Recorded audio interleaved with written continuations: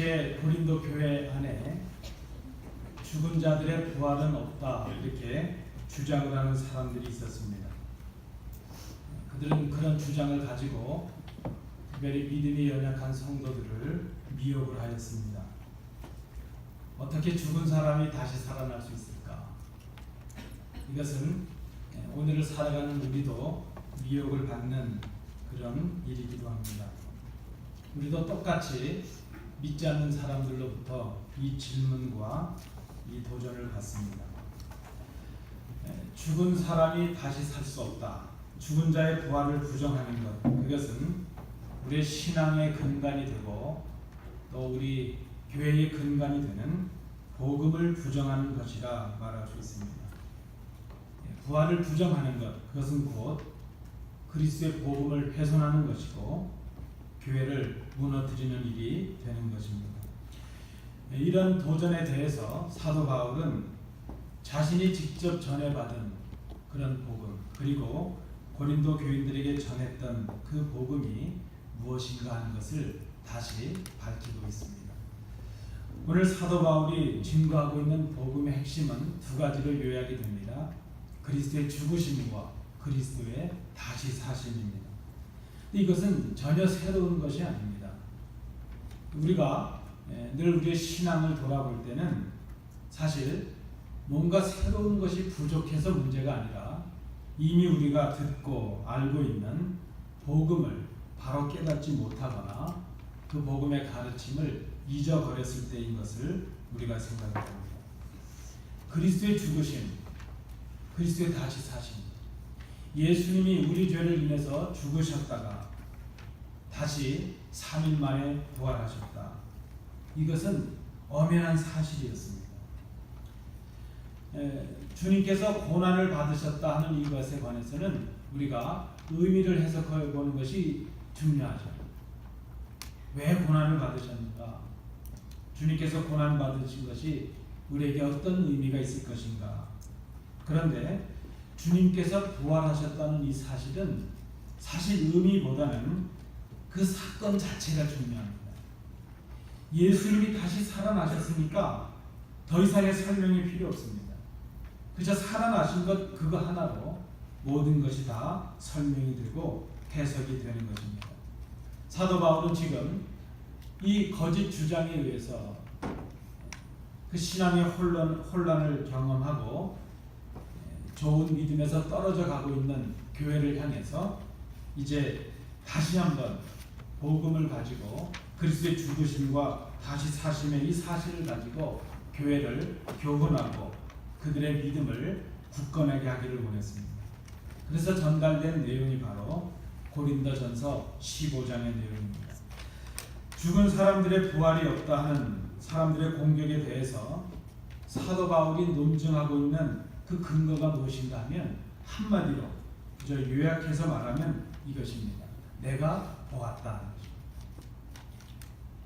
지금 그리스도께서 죽은 자 가운데서 다시 살아나셨다.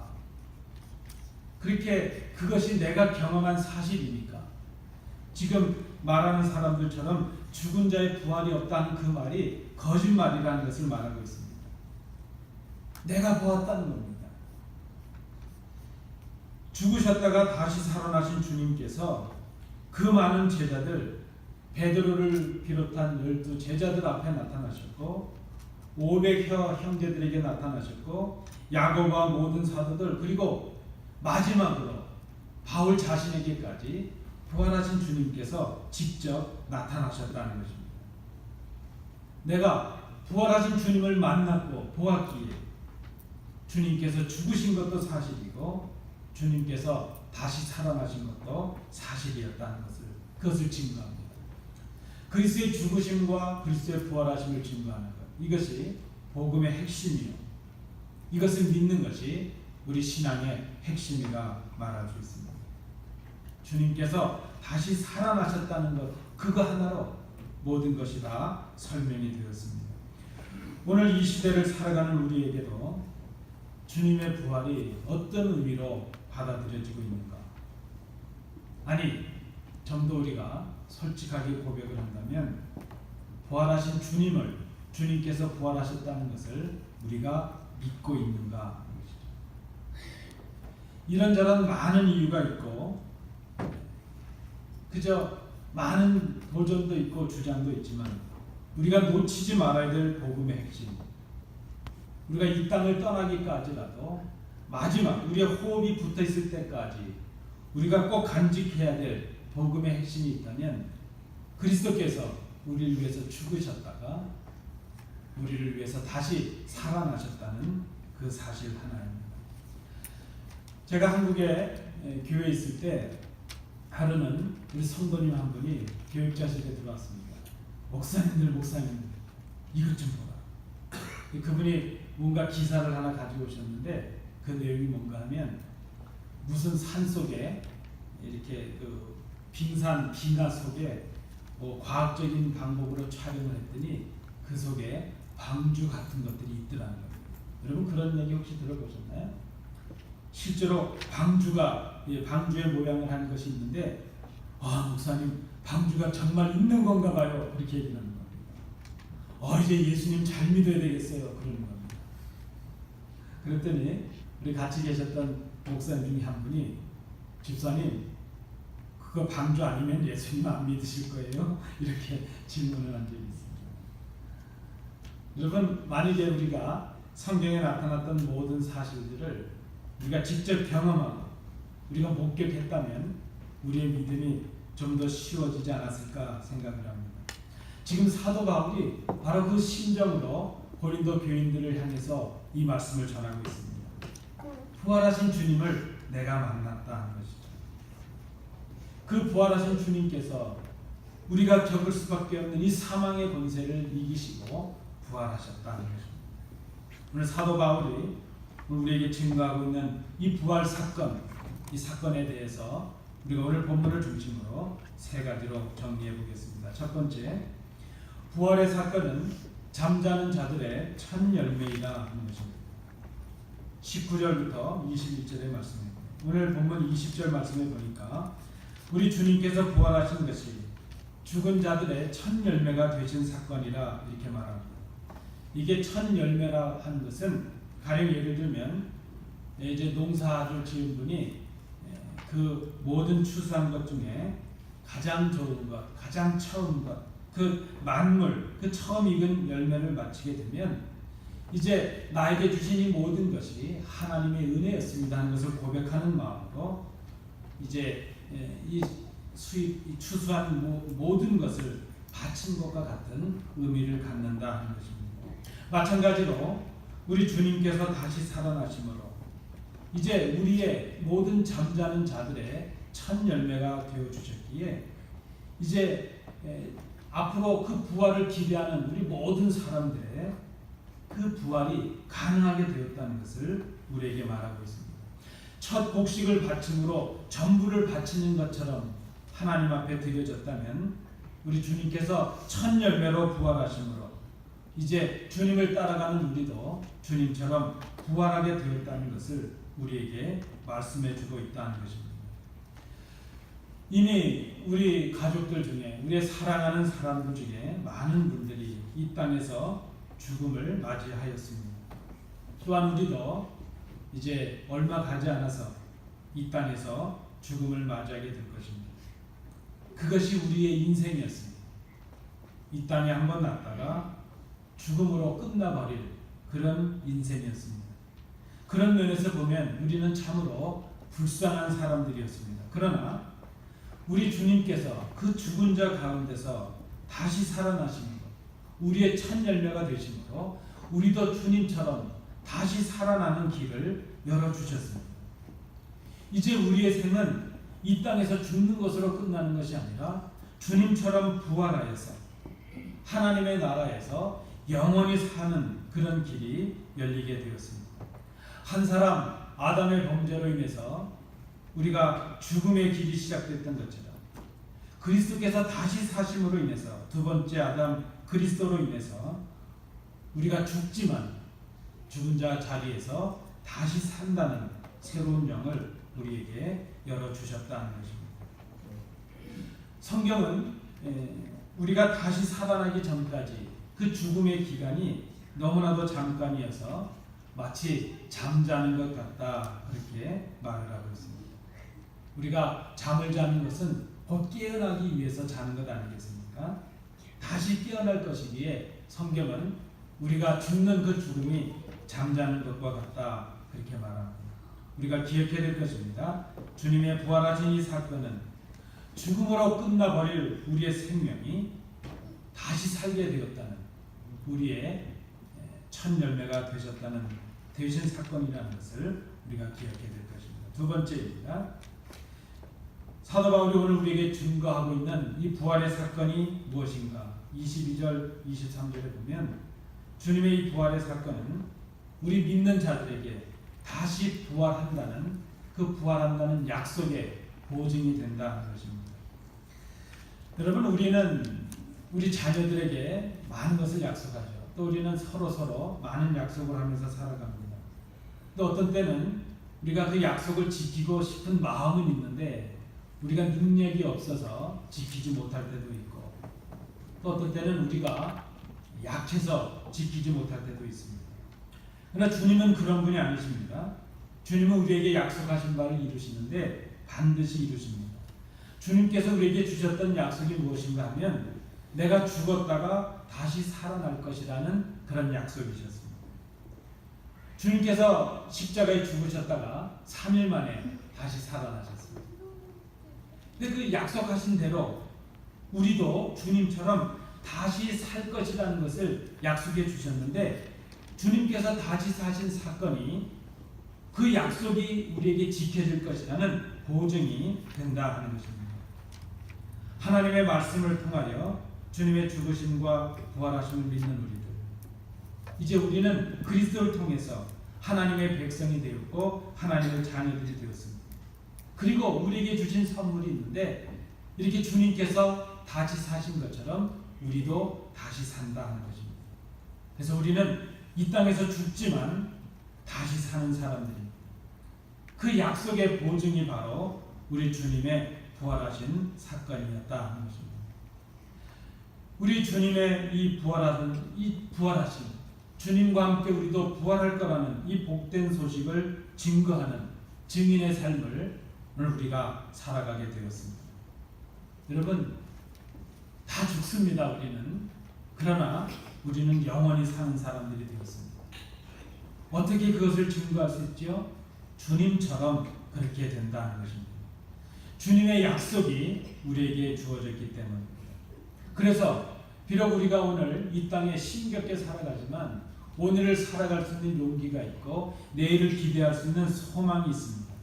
죽음의 권세도 두려워하지 않을 그런 믿음의 용기가 우리에게 있습니다. 왜 그렇습니까? 주님께서 부활하신 이 사건 자체가 주님께서 우리에게 주신 약속의 보증이 되기 때문입니다. 우리도 주님처럼 부활하게 하신다는 그 약속을 반드시 이루실 것입니다.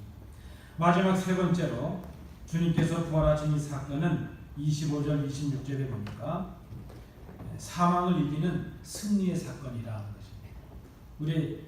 우리 교회학교 어린이들, 우리 목사님 한번 따라해 주세요. 저를 한번 따라해 주세요. 주님께서 부활하신 사건은,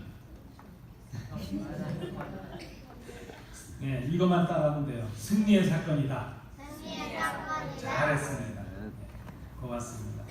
오늘 25절 26절에 보니까 사도 바울이 이렇게 말씀하십니다. 그가 모든 원수를 그 발 아래 둘 때까지 반드시 왕노릇 하시리니 맨 나중에 멸망받을 원수는 사망이니라.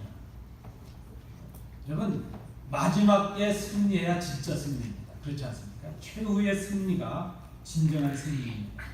예수 그리스도께서 부활하셨다는 이 사건은 단순히 예수님께서 부활하셨다는 개인의 문제로 끝난 것이 아니라 사망의 권세에 대한 승리의 선언이라 하는 것입니다.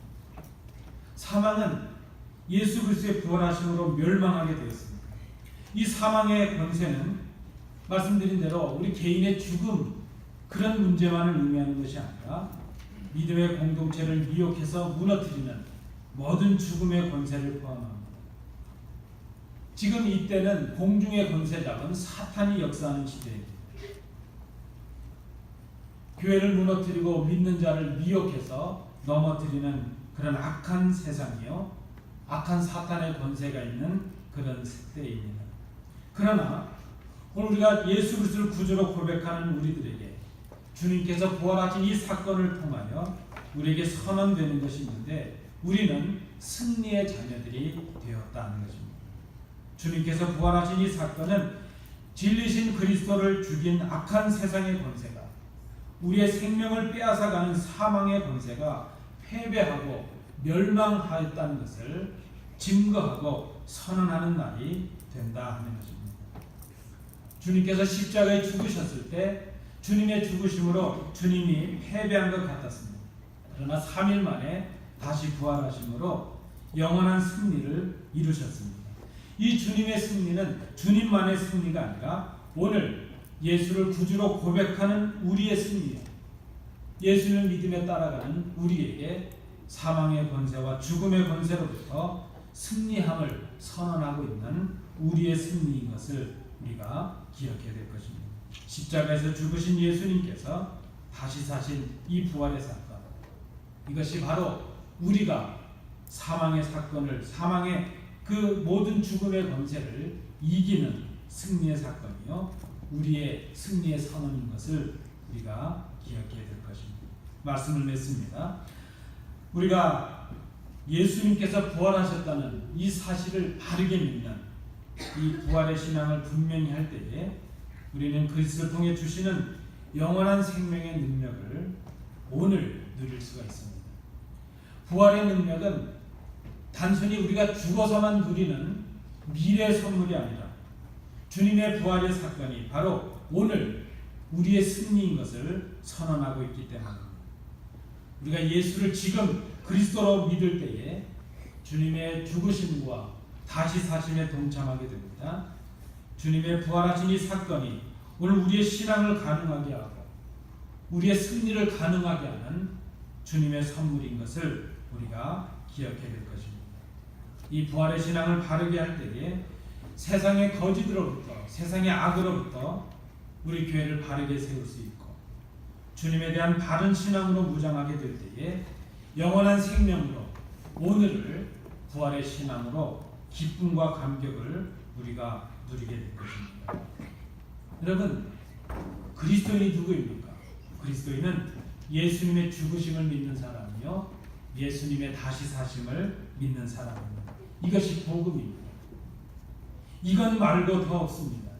이것만 분명하면 사망의 권세에서 승리하신 주님처럼 우리도 잠자는 자리에서 주님처럼 부활하게 될 것이요, 사망의 그 죽음의 권세에게 멸망을 선언하신 주님처럼 우리도 오늘 우리를 넘보는 죽음의 권세를 향하여 승리를 선언하는 그런 승리자들의 삶을 살아갈 수 있을 것입니다.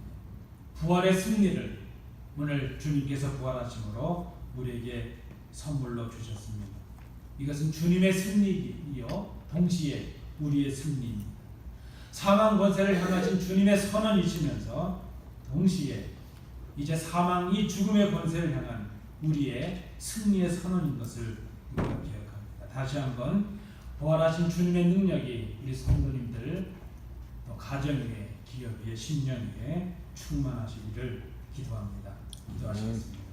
은혜로우신 아버지 하나님, 부활에 관하여 더 이상의 설명이 필요 없습니다. 부활하신 주님을 목격하였던 증언자들이 주님의 부활하심이 참이었기에 주님의 죽으심이 참이었고, 죽으셨다가 다시 사신 것이 바로 우리가 믿는 그리스도인 것을 고백하고 있습니다. 오늘 주님의 부활하심을 기억하면서 오늘 그 부활의 능력을 누리는 저희들이 되도록 인도하여 주옵소서. 주님의 승리가 우리의 승리가 되게 하시고 주님의 승리의 선언이 우리의 승리의 선언이 되게 하여 주옵소서. 예수님 이름으로 기도하옵나이다. 아멘.